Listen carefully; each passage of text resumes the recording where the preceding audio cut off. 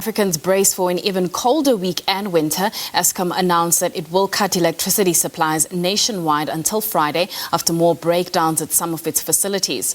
The power utility recently admitted that such interruptions are likely to persist for as long as the next 5 years. For more, we're joined by Chris Yelland, energy analyst and managing director at EE Business Intelligence. Chris, thank you so much for your time.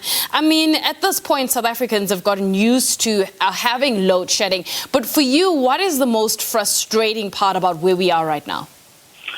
Well, I think it's frustrating to people who have been expecting that, maintenance is going to save the day. The reality is, unfortunately, that there are diminishing returns from maintenance when it comes to a very old plant. You see, it's like an old car. You can keep an old car going almost forever, provided you treat it with kid gloves, you maintain it and you fix it, and you only drive it on a Sunday to go to church or to go to weddings. Then you can keep it going for a hell of a long time. But that's not what we need in South Africa. We need a car that you can drive to Cape Town and back fully loaded, time and time again, running at full speed. We really need workhorses. And the same applies to generation capacity. We need plants that can really deliver continuously at full load.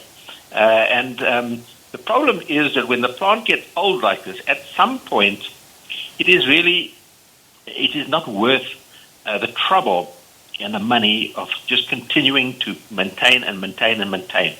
And at some point, you need new generation capacity. And you need new generation capacity that performs like new generation, not like Medupi and Kusile, which is new generation that performs badly like old generation. And slowly, as you decommission your older plants and you bring on new, properly performing plants, so the average performance of the overall fleet can slowly increase. And that's really where we are at the moment, that maintenance is not going to save the day. We need new plant.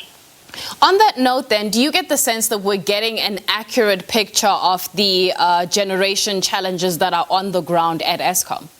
Yeah, look, I think Eskom have been really quite open about this now for some time. They have made it clear we're going to experience this load shedding for several years to come. And, new generation capacity, I'm not talking about Medupi and Kusile, but beyond Medupi and Kusile, it's really not in Eskom's hands anymore. It's in the hands of the Minister of Mineral Resources and Energy and the Department of Mineral Resources and Energy, because they handle the state procurement processes. And they have been very slow in this, and we're not going to see new generation coming on from these state procurement processes for at least the next 2 to 3 years, and even longer for new gas and power. So really, we've got a gap at the moment that has to be filled somehow, and the only way that this can be filled is not through state procurements. It's too slow.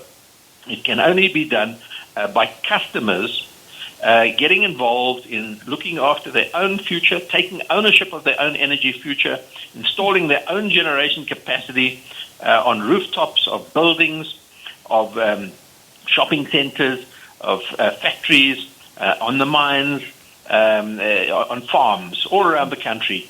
This can deliver very significant amount of new generation capacity quickly, and by that I mean in a year. And it gets done at no cost to the taxpayer because it's done at the cost of the customer looking after his own future. But this process has been really dogged by regulatory red tape that prevents customers from becoming part of the solution and protects the status quo, which is Eskom and municipal distributors. Right. Quickly, Chris, before I let you go, the costs of load shedding, I mean, are we able to measure that?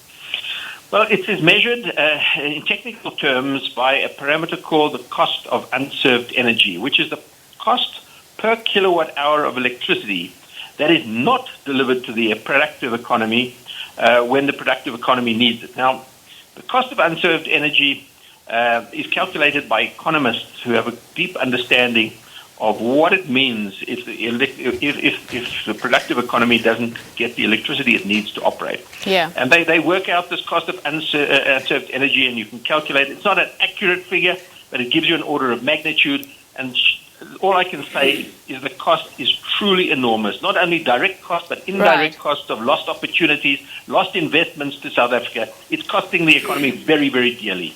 All right, Chris, let's leave it at thank you so much for your time. That is Chris Yelland, an energy analyst. We have your weather details after the break, and I'll be back at the top of the hour with more news.